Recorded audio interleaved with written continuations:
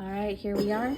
So cover page, of course, terms of use. You can use this in a co-op. You can use this in your church or your class, and only copy within that class.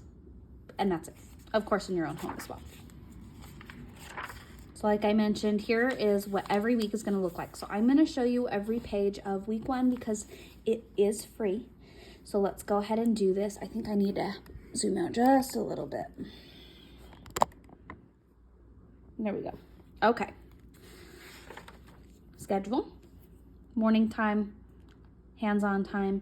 If you'll see, there are 2 crafts for every letter and then a recipe for number 1. So you do kind of one big project a day and then work on the skills. The flashcards, drawing. This day is like, yay, let's have some fun hands-on time making shapes. And this day is having a fun little tea time. And like I said, all of this is optional. I just wanted to include as much in it as possible for you. So then you do your crafts. And I have a picture of what each of them are supposed to look like at the end. You've got a bingo game, which is just totally for fun. So there's 2 of them. It's meant to be like a parent and me sort of a deal, but of course you can make copies for other children if you need to. The flashcards I mentioned, this is for the ABC song.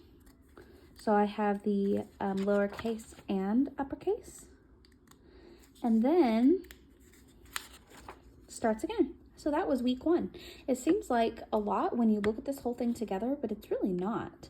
So then, like I said, we've got the letter, the number, the shape, the color, the song, the Bible story, the affirmation, the skill, and the book list. So I'm going to go ahead and show you in this video also the books that I recommend, which, like I said, are completely optional.